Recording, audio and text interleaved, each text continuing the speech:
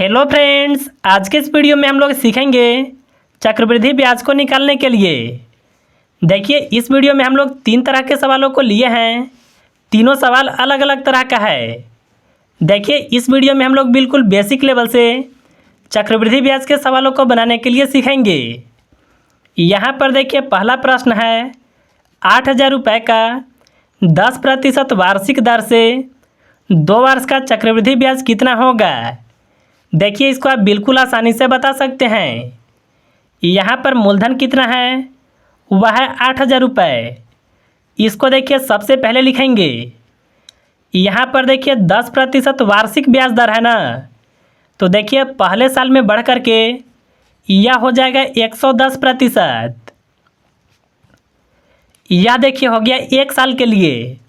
लेकिन देखिए आपको 2 साल का पता करना है, तो आपको देखिए गुना में फिर से 110% को लिखना होगा। यह देखिए हो गया 2 साल के लिए। अगर यहाँ पर देखिए समय 3 वर्ष रहता, तो फिर से यहाँ पर गुना में 110% को लिखते हैं। अब देखिए 2 साल का चक्रवृद्धि ब्याज को निकालने के लिए इसको हल करना होगा। तो यहाँ पर देखिए पहले से है 8,000, 110% का मतलब होता है 110/100। आप देखिए इसके जगह पर भी 110/100 को लिख सकते हैं। अब देखिए संख्याओं को काटेंगे। यह 2 जीरो से यह 2 जीरो कट जाएगा, यह 2 जीरो से यह 2 जीरो कट जाएगा। अब देखिए ऊपर में जो भी संख्या है, इन तीनों संख्याओं का गुना करेंगे। 11 से गुना 11 में करें, यह होगा 121। इसमें अब आपको 80 से गुना करना होगा। 8 से गुना 1 में करें, यहाँ पर होगा 8। 8 दूना 16 का होगा 6, 1 होगा हासिल। 8 एकम 8 और 1 9। इसके अंत में 0 है, तो यहाँ पर 1 0 लगेगा। यह देखिए चक्रवृद्धि ब्याज नहीं है, यह होगा मिश्र धन। अब देखिए चक्रवृद्धि ब्याज को निकालने के लिए आपको देखिए इसमें से मूलधन को माइनस करना होगा। यानी देखिए यह संख्या में से आपको 8,000 को घटाना होगा। तो देखिए इसको अगर आप माइनस करते हैं तो आपका आएगा 1,680। यानी देखिए यह जो आया, यह हो गया चक्रवृद्धि ब्याज। तो देखिए इस तरह से आप बिल्कुल आसानी से 2 वर्ष के चक्रवृद्धि ब्याज को निकाल सकते हैं। अब चलिए हम लोग दूसरा सवाल को बनाएंगे। यहाँ पर देखिए दूसरा प्रश्न है 10,000 रुपये का 20% वार्षिक दर से 1.5 वर्ष का चक्रवृद्धि ब्याज कितना होगा। इस बार देखिए समय जो है वह 2 वर्ष नहीं है, यहाँ पर देखिए 1.5 वर्ष है।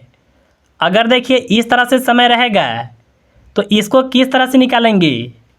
सबसे पहले देखिए 10,000 को लिखेंगे। इसके बाद देखिए 20% वार्षिक दर है ना, तो देखिए सबसे पहले 1 वर्ष का निकालेंगे।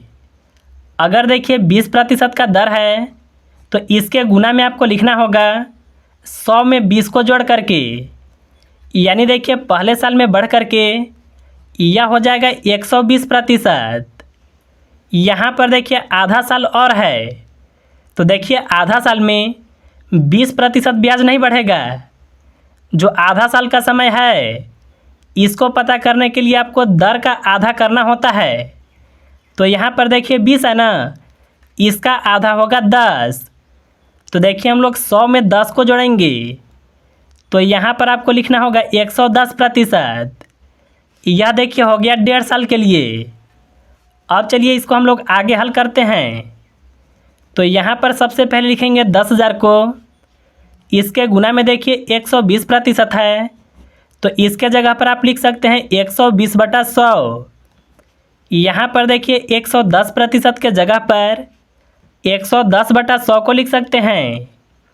देखिए यह 2 जीरो से यह 2 जीरो कट जाएगा, यह 2 जीरो से यह 2 जीरो कट जाएगा। 11 से गुना 12 में करें, तो यह होगा 132। यहाँ पर देखिए 100 है। अब देखिए इन दोनों संख्याओं का गुना करेंगे, तो देखिए गुना करने पर आएगा 13,200। अब देखिए इसमें से आपको मूलधन को माइनस करना होगा, यानी 10,000 को। देखिए इसका माइनस करने पर आएगा 3200 रुपये, यानी चक्रवृद्धि ब्याज कितना होगा, तो वह 3200 रुपये होगा। तो देखिए इस तरह से आप बिल्कुल आसानी से 1.5 वर्ष का चक्रवृद्धि ब्याज को निकाल सकते हैं। अब चलिए हम लोग तीसरा सवाल को बनाएंगे। देखिए यहाँ पर तीसरा प्रश्न है, 9,000 रुपये का 3.1/3% वार्षिक दर से 2 वर्ष का चक्रवृद्धि ब्याज कितना होगा। देखिए इस बार यहाँ पर जो रेट है वह पूर्णांक में है, तो आपको देखिए सबसे पहले इसको साधारण भिन्न में बदलना होगा। 3 से गुना 3 में करें या होगा 9, और देखिए 1 को जोड़ने पर होगा 10, और इसके बटा में होगा 3। अब देखिए मेन आपको यहाँ पर समझना होगा, अगर देखिए बटा में 2 रहेगा तो आपको मानना है 200। अगर देखिए 3 रहेगा तो यहाँ पर मानना है 300।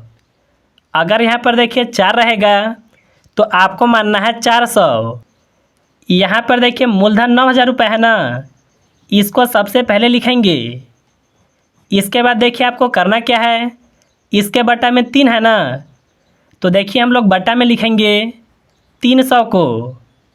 अब देखिए आपको यहाँ पर समझना होगा, ऊपर में देखिए 10 है ना, तो आपको देखिए 300 में यह 10 को जोड़ना है, तो यहाँ पर लिखना होगा 310। यह देखिए हो गया पहले साल के लिए। यहाँ पर देखिए समय 2 वर्ष का है ना, तो आपको देखिए यही संख्या को फिर से लिखना होगा। अब देखिए यह हो गया 2 साल के लिए। अब यहाँ पर हम लोग संख्याओं को काटेंगे। यह 2 जीरो से यह 2 जीरो कट जाएगा, यह 2 जीरो से यह 2 जीरो भी कट जाएगा। 3 से 90 को काटे, यह कटेगा 30 बार में। 3 से 30 को काटे, यह कटेगा 10 बार में। अब देखिए जो भी संख्या ऊपर में आया है, इन सभी संख्याओं का गुना करेंगे। 31 से गुना 31 में करें तो यह होगा 961, और देखिए इसके गुना में है 10।